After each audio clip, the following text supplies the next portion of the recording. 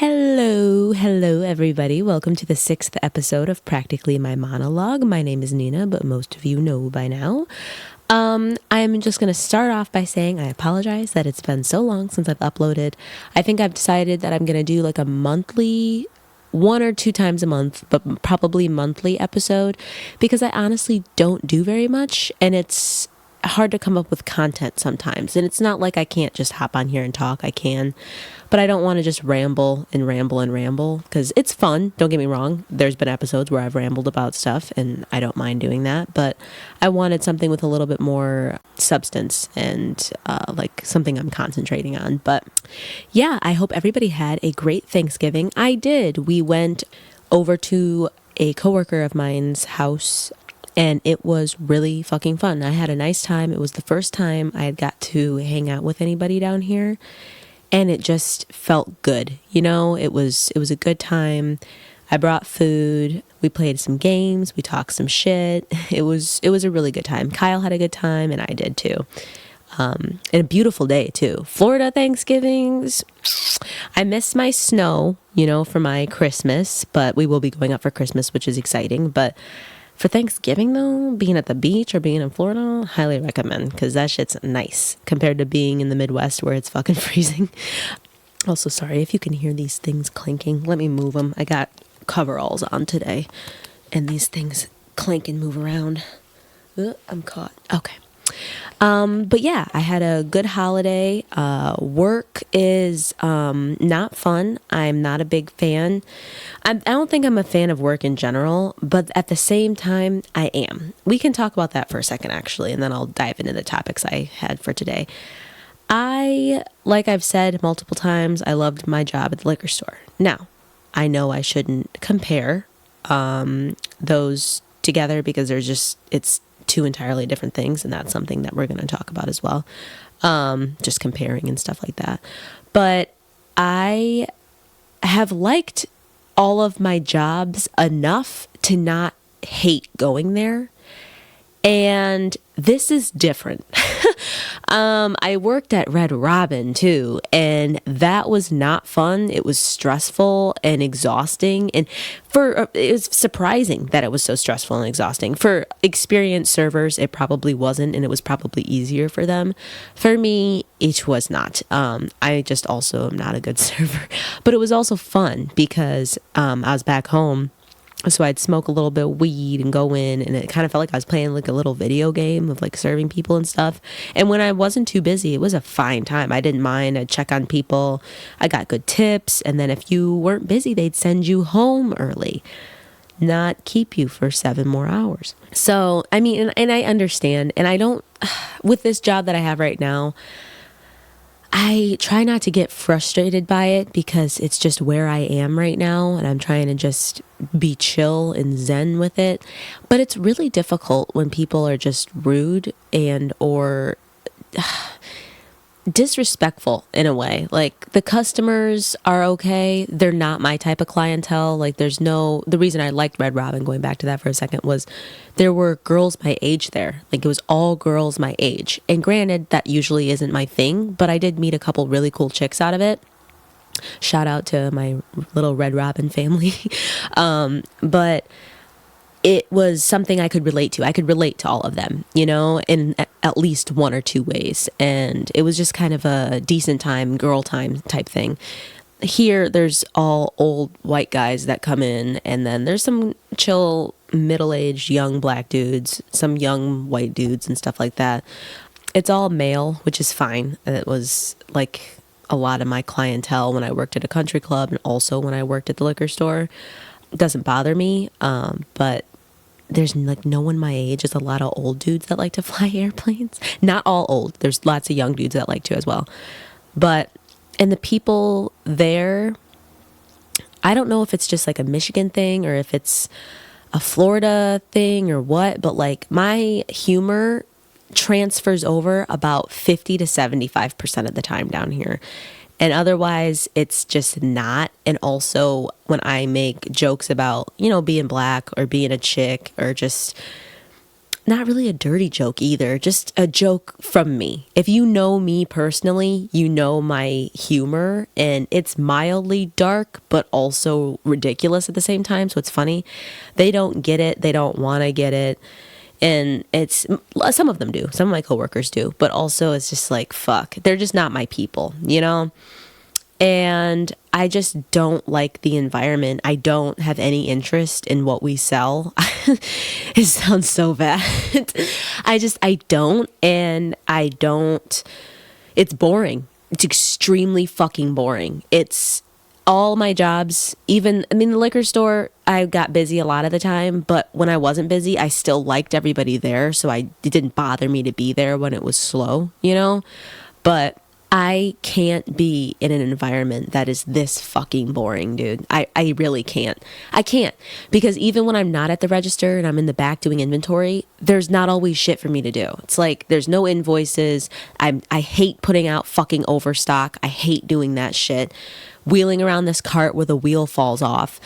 And it just sucks, you know? And it's not like, you know, I need to keep moving. It's like, oh, when you get a chance. It's like, that's fine. I don't really want a time limit, you know? But like, fuck, bro. This shit is so boring. I'm sitting at this register for 8 fucking hours. There was a time that there was an hour and a half went by, no customer. Just sitting there. We're all just fucking sitting there. And then apparently there was a Saturday where it was like 3 hours and 1 customer came in. So it's just, it fucking sucks, dude. And they're really hyping up the holidays like it's going to make it really busy. And I just don't think it's going to happen. But we'll see. I don't know. We can hope for the best. But yeah, with work, I usually am okay with going to work. And this job is just like gruesome to come to. Like I cannot get myself to at all be excited about it, and it is not an impossible thing for me to be excited about work, because there was days when I would go into Red Robin, and there were days where I would go into the liquor store and at the country club, and I didn't feel like, I really didn't want to be there. I could probably be doing something else, sure, but I didn't hate it as much. But I mean, it is what it is for now. I'm grateful to have a little bit of money coming in. You know, it's helpful compared to nothing. So I'll be grateful for that. And I'll be grateful for the people that I've met so far, because a few of my coworkers are actually really cool. So thinking on the positive side with that one, ending on a nicer note than being so bitchy. But let's dive into some topics that I had written down. So me and Kyle, let's say a week ago, we were having a conversation of parenting, and not us being parents, but just how we were parented. And I love the talks that I have with him because they're so deep, and they're also just so soul healing, and just it's not necessarily fun to have all the time. I mean, they're fun, but it's just good for us to do this with each other, because it's not like we're each other's therapists or anything, but we both have intel on different aspects of childhood that just make it fun to talk to another person about, and it's just interesting. So we were talking about different generations and their kids, which a lot of people are doing these days. They're realizing, where did my trauma come from? Oh, because my parent couldn't heal from this or that, or this happened when my great grandma was like, whatever the fuck, you know what I'm talking about. But we were talking about how generations, like I'm 21, he's 33. And which don't even fucking come for me. I can't date no young bro. Like I can't do it. But anyway, and we had different circumstances, but they kind of are a little bit similar. His family, I won't talk about that too much because that's his thing, and maybe I'll have him on and he can talk a little bit about it. But like older people, like from 40s to 60s, I'm gonna say, their upbringing was completely different than their parents and what they gave their children. And I think that with each generation, something from their childhood gets better in yours. And then I also think that because everybody is so, I don't want to say traumatized because that sounds dramatic, but for a lack of a better word, we'll just use traumatized. Everybody has their own problems. And sometimes adults don't heal from those before they have their kids. So then they're still kind of struggling, not struggling like, oh, I think about it every second of every day. I can't believe this. But it's like in the back of their head, they're still people. You know, your parents are people too. I think I've talked about that before. They still have these issues and they haven't solved them. And it comes out in weird ways through their child's childhood. And I'm not really going to dive into my stuff too deeply. I might give some light examples, but like, I don't know. I think one thing that generations do, like, you know, my mom, his parents, and just everybody, like even my friends, they'll say, you know, you had it a lot better than I did. And that is true, especially in my case, 100%. I just don't see the need to compare, though. I think them comparing it is important to make sure that their child's life is healthy, happy, and all that shit, which was done for me. I just think that with parenting and childhood, you're comparing things that are so different that it's almost impossible. Yet people want to keep doing that. Not even with this topic I'm talking about. With anything. People compare the uncomparable. And then they're pissed with the outcome of what the conversation is, or they're mad that someone is comparing their thing to somebody else's, with anything. Fill in with whatever the fuck you can think of. And then you look at those and they're so different. It's so fucking different. Like, I'll give you an example. So I was talking to Kyle last night and I came home, I was a little pissy. I'm on my period, so I'm a little grumpy. And I was just talking about how my experience down here, as you guys know too, has not been great. And I just don't know how it could have gotten worse from where I was before I left. And I think a big part of that makes me mad is I spent a lot of money on the move. But it was worth it, you know, to get a different experience and to live in Florida. You know, that is something really fucking cool and I don't want to take it for granted. But I was like, I stopped myself because I was trying to compare how I felt back home to how I feel down here. The amount of growth that I've made down here compared to what I was doing back home is substantial. In the sense of my personality, my rage calming down a bit, but also not. Like, it's weird. See, those are another thing that are just, they were just too different. My rage is different from there to here, and my experience just being an adult back home is different than it is down here. Plus, I turned 21 down here, so it's a little bit more different, you know? But to compare those when they're so opposite doesn't make sense to me. Maybe this is just a hot take for me, but I don't understand how and why everybody has to compare everything. And I think with some friendships, relationships, anything, family, everyone wants to compare and or compete with each other in different ways. Like, I had it worse than you on this one. I had it worse than you on that one. I made more money here. I make shit money here. And it's like, you know, those are comparisons that you need, you know, for financial reasons and stuff like that. But I feel like comparing and competing are closer than people think that they are. And determining, you know, your tone of voice is important when you're doing one of those, because the way that comes off to other people can be like you aren't listening to them and comparing an experience that you had to try and give them advice on maybe what you did and how maybe they could do that.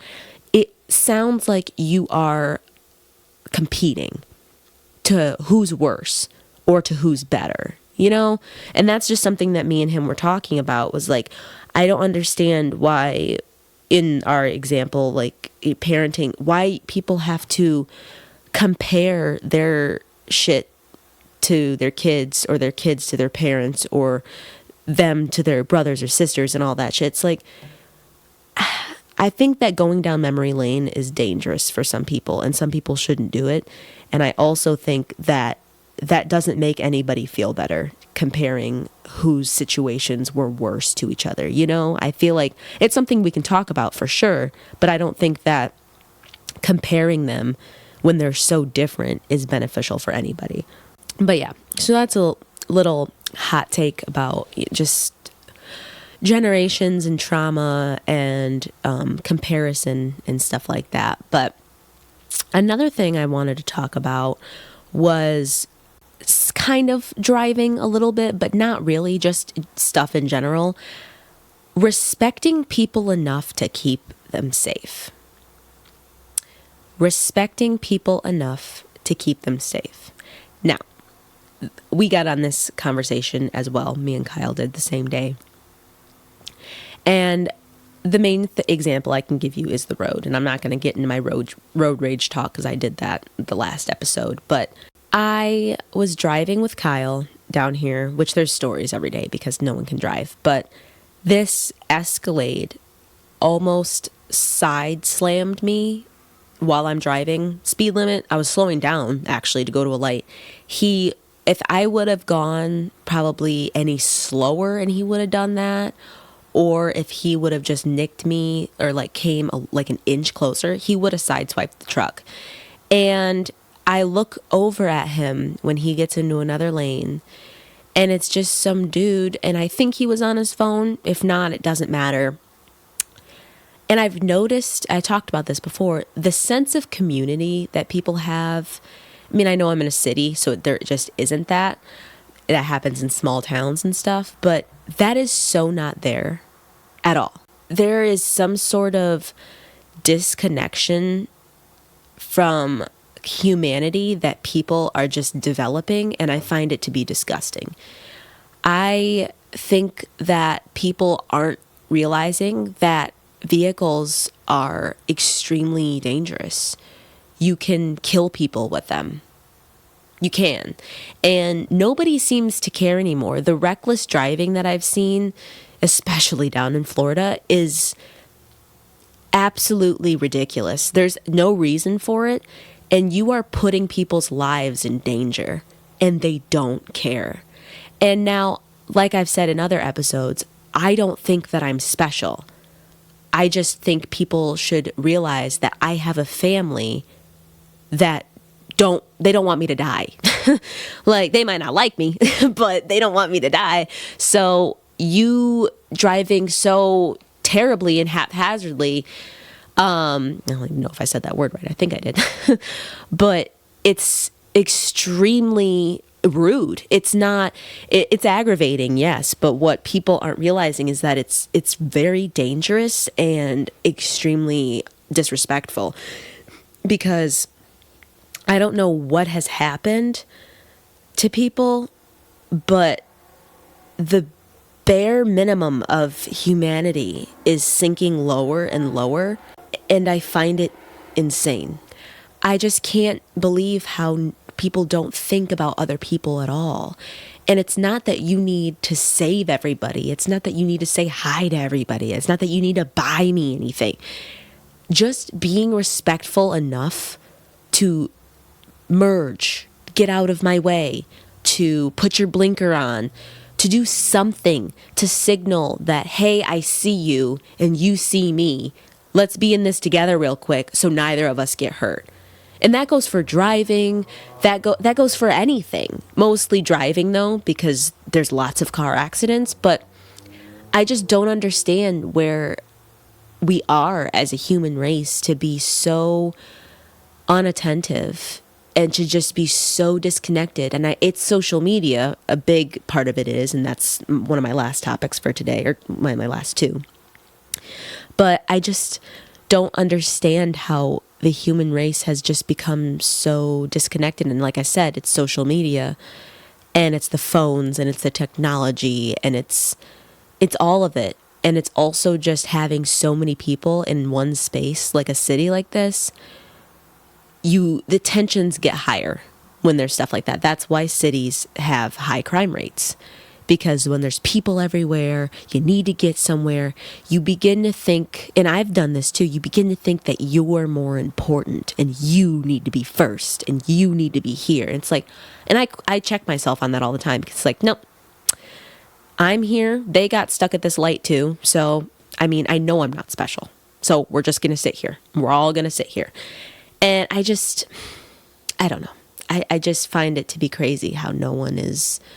I mean, like I said, being in a city, there's higher tensions and all that, but it's just like, why? Why does everyone need to be so self-involved and selfish? And don't get me wrong, we're all selfish. And sometimes it's for the best, for even your own safety, you have to be selfish sometimes. But how is it? I don't even know. I just don't understand how people just can't feel that. I spend my life trying not to be a pain in the ass for other people. Kyle might disagree, but I'm like, oh, excuse me. Oh, let me get out of your way. Oh my God, I'm so sorry. When I drive and I make a mistake, I'm like, oh, fuck, God damn it. Now I look like an asshole. I'm always thinking about that. Maybe that's that people pleaser in me. Maybe that's that perfectionist in me or something.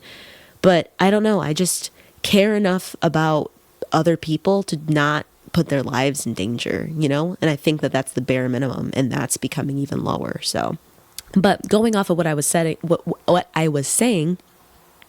of social media, I was talking about that, and I have recently, I think in the past, it's been a week, I deleted Snapchat, and that was my only last piece of last app of social media, I guess I should say. And it wasn't hard for me at all. I'd been wanting to do it for like a month, and I just don't care to be on it anymore. And what I found interesting was I sent my closest friends, my phone number, because most of them actually had it already, but I just sent it to them again. I'm just like, hey, I'm deleting Snap for a while, but it's probably forever. So here's my number. And then they texted me immediately. They're like, are you okay? And I appreciate that. Of course I do. But that to me is sad that I can't just get off of this somewhat of like a gamey app that's just like, yeah, you talk to everybody and stuff, but they got filters on it. There's some bullshit news. There's satisfying videos, and it's ridiculous. And I think the fact that I get off of that and then people are like, are you okay? It's like, that really says something. Because yes, I'm okay. I'm fine. I just don't want to be fake anymore. And I find social media to be fake in more ways than people think. Don't get me wrong. I liked Snapchatting my friends, and talking to them, showing them crazy videos and pictures and stuff like that because it was easy, And for a while, I justified having it. And I don't think there's anything wrong with people having no, I do think that there is something wrong with people having social media, but it depends on how much time they're spending on it, But I deleted it because I didn't want to be fake. Social media is faker than what people think it is. Like I said, okay, now I'm back on track. I don't want to Snapchat my friends anymore. And I'm tired of Snapchatting them a picture of my face. What does that do for either of us? And don't get me wrong, I'm not saying I don't love my friends, and all my friends are gorgeous. I love seeing their face. But that doesn't do anything. We aren't talking. Snapping a picture of your face and sending it to somebody within fucking 5 seconds, you respond and you do that. What does that do? We didn't even say anything. There's no words on that picture. I don't understand it. It doesn't make any sense. And to me, it's fake. It's not that those friends aren't my friends, because we will have conversations and meet up and hang out, but that doesn't need to be an extension of our friendship. I don't need to be doing this with you anymore. And I just want to feel like a normal person again, not having the need to, let me get a picture of this and post it. And like I had said, I don't post regularly. Clearly, you're like, yeah, bitch, we see your YouTube uploads. But I never posted regularly. People would say, oh, you're posting again. It means you're doing better. It's like, no, thought I looked hot and wanted to post it. And then I was like, wait, why do I think I need to post a picture of me looking hot? That doesn't make any sense. I have a boyfriend. I don't really need any validation. Why am I doing this? Because I feel like I need to show people what I look like and what I've done and what I'm doing. No. A quote that I've just seen is, it's better to be worth knowing than to be well known. And that's what I want to be. I don't need to be well known. I don't need people to see me all the time. I don't need to be posting and having people look at my butt or my face or my chest, like anything. I don't need that, because that's not what makes me feel better. Even when my friends would slide up and say, you look so hot, and be like, thanks, babe. And of course it was nice. Of course it's a lovely gesture. I did that too, because I did. But why do we always need to have this validation? Why? This is what social media has done to people, is validate what they're doing for the worse. Not all the time, of course, not all the time.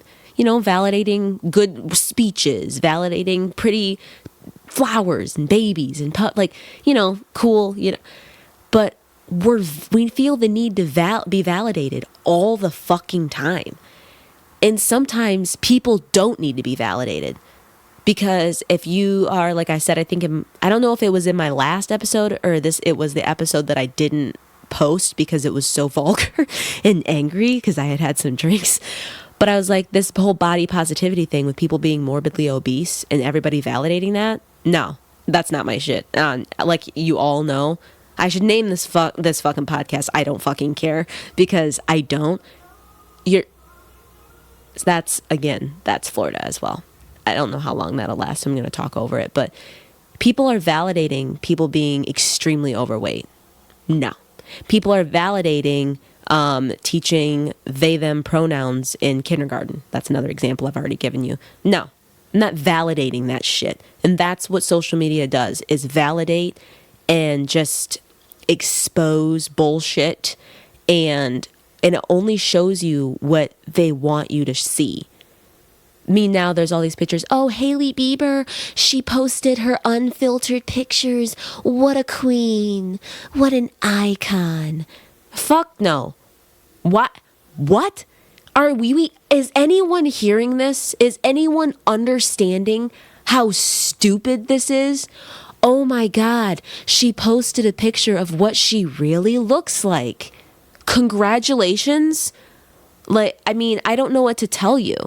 I stopped putting filters on my pictures in probably senior year of high school.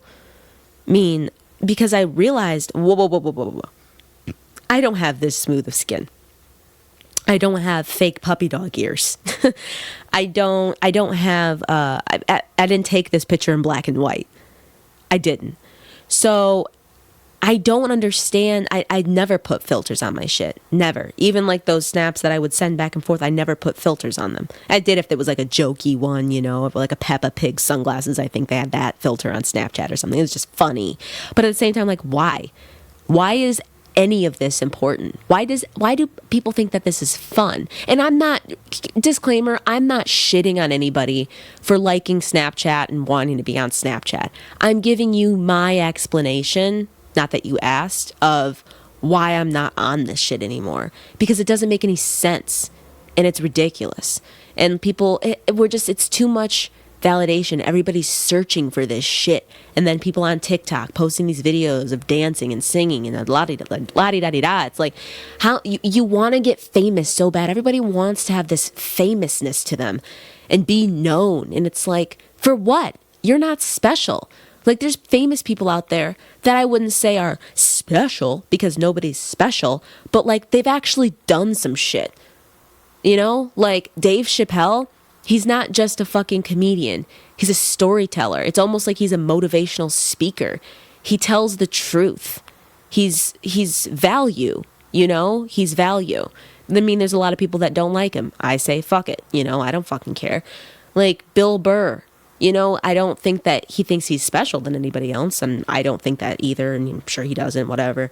But he really truly explains what it was like to be him growing up in his era, which a lot of people did and a lot of people relate to. When you make content that people can relate to, that's when I see a little bit of hope in there. But people are just posting pictures of their asses and they're popping their pussy on OnlyFans. And I'm like, why? Why do you think that you're special? And don't get me wrong, bitches be making dollar bills on OnlyFans. I ain't gonna blame them, bro. But like, why? Why does everybody feel the need to be validated? Everybody feels the need to have a voice, so they're leaving comments in comment sections. I'm like, no one's fucking special. Why do you think that you need to voice your opinion at all? Yesterday, me and a coworker were looking at the reviews or something for this one place, and there was a big long paragraph, and he goes, well, this dude's writing a letter. And I laughed, and I'm like, you see right here, and I just circled with my finger, he thought he needed to be heard. And I'm just like, nah, you don't at all. I don't find reviews to be, unless I think, some hotel reviews, restaurant, if it's like dinky and gross, I can see leaving a review. But people feel the need to write novels in these fucking comment sections.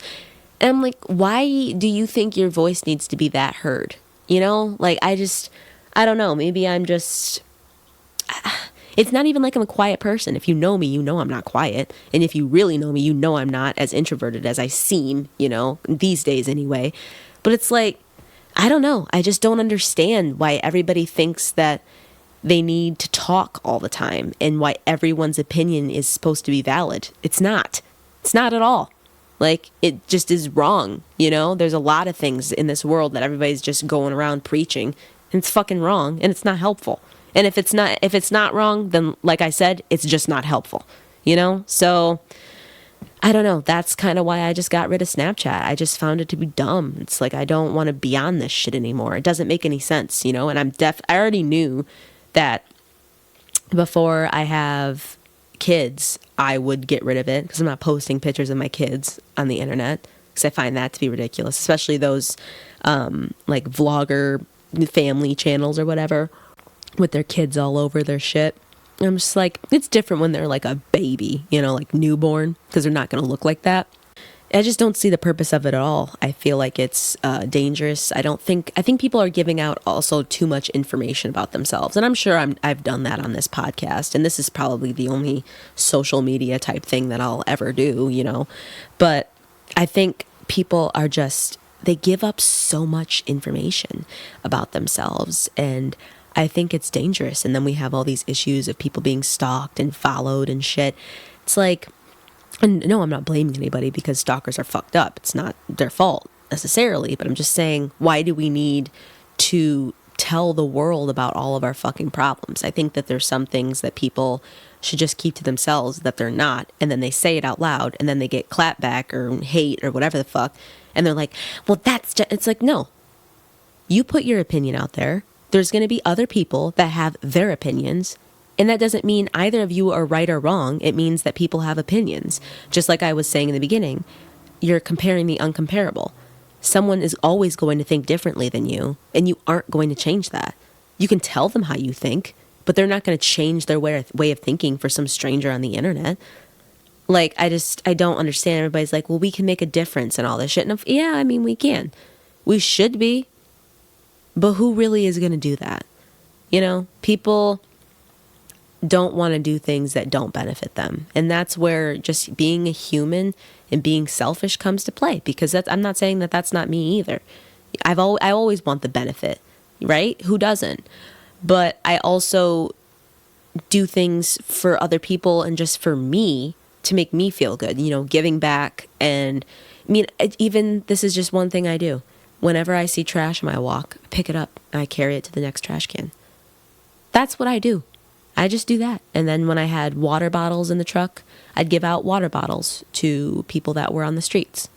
And I don't talk about that because I don't care to. I don't know if I had talked about that in another episode or not.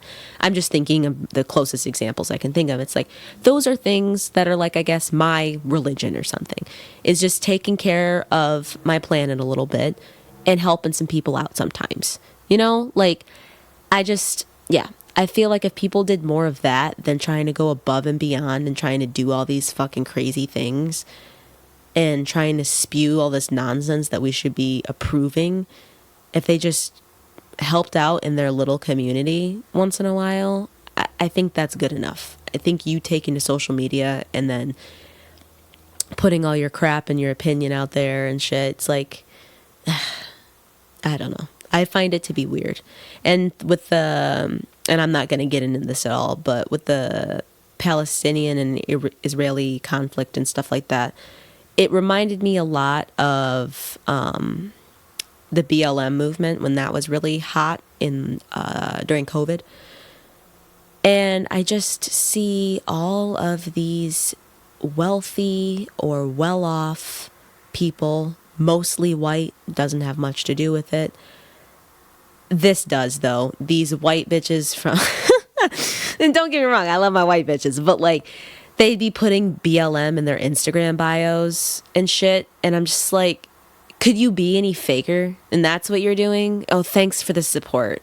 Like, I'm glad to have you on my side.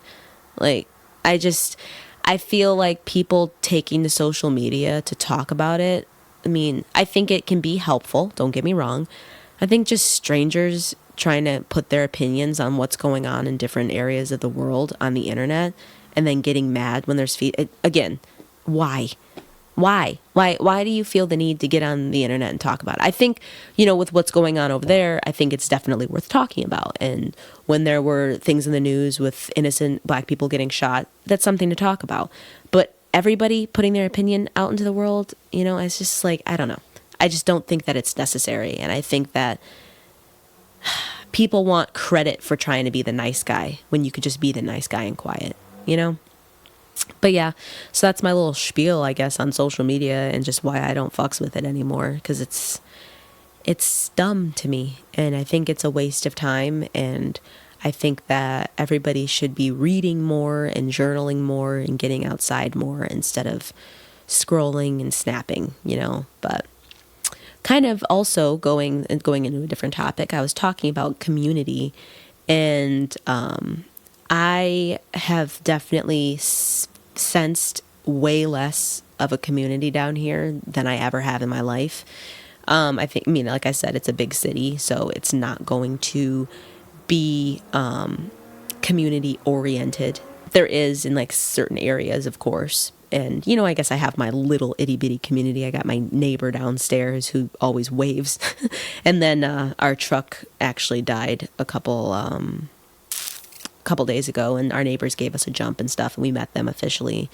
And that was cool. And, I feel like I could actually ask them for that again. And I got some people across the street at a gas station that are cool, fist bump us and stuff. So I guess I've kind of made a little community for myself. But I think what also has like really been making me feel good is the idea of, moving back home to people I know, but country music. And I've always kind of kept this on the down low because I've always said I don't like country music. But there was always a part of me that found it interesting. And now I've been listening to a lot of it for the past year or so. And I really fucking love country music. And I think it makes me feel homey. And I think it's also because I'm from the Midwest, and there's a lot of land out there, and there's a lot of country folk, not specifically Southern, because like I said, Midwest, but our own type. And just when you compare that to a city, when you even compare where I grew up to a city like this, it looks like I lived in a cute town. And then there's also all these fields and shit, especially near my grandmother's house. But I think that country music just makes me feel, it also helps my anxiety, but it also makes me feel just homey, and like there is a community, and just the stories that they tell in their songs just make me feel good. And it reminds me of good days back home in Michigan, sitting with people at a picnic table, hanging out with my friends and listening to music and having some beers on a deck, like it really does it for me. And especially with just my newfound personality in general, I feel like that genre of music describes me a bit more than what I used to listen to. And don't get me wrong, I like to listen to what I used to listen to as well. But I don't know, there's something about fucking country music, and it makes me feel happy, and it makes me feel cool and calm and collected. I've been listening to a lot of Jelly Roll. I love Jelly Roll. But I've also started listening to Brantley Gilbert. He's hot as fuck. And he is just good. I fucking love his music. And I mean, I've been listening to some other people, but I blank on names because I just listen, you know, and then I'm like, oh, this looks like the same cover from that one, so I'm going to listen to that one too, you know. But who else have I been listening to though? Colt Ford. But yeah, Brantley Gilbert, I've really been digging his shit. And it just makes me feel good, and I like listening to it. And I feel like that's so weird, especially for like people that I tell and they're like, ugh, what? You like fucking country? And it's like, yeah, I think it brings back memories for me. And it's just a chill fucking vibe, and I can really see myself going to a concert. Oh, Morgan Wallen, fucking, I like him too. His is a bit more poppy, hip-hoppy, maybe, probably just poppy than country sometimes, but you can definitely hear it. And the new country shit I really like as well. So that's been something cool that I've been doing, is listening to different music, and I've been listening to a lot of reggae too, which is always chill. And yeah, I just really like the way that country music makes me feel a part of something. I don't know how it does it. It really does though. Like it just makes me feel like life is just simple and it's okay. And when you listen to other music, it's not like other music doesn't make me feel like that. I listen to a lot of old rock and stuff like that, and I do listen to a little bit of trap here and there. And those make me feel, you know, happy and fine and shit, but I don't know. Like I said, something about country. I don't know. But I hope y'all have a wonderful rest of your day. Thank you for tuning in to the episode 6 of Practically My Monologue. I really appreciate the support that everybody's given me so far, and I appreciate the patience that you guys have for me in my posting abilities. So yeah, I hope to get on here again, probably within the next couple of weeks. Tell y'all a little bit of what else has been going on, and of course wish you guys a happy and Merry Christmas. But I will talk to you guys soon, and have a good one. Bye.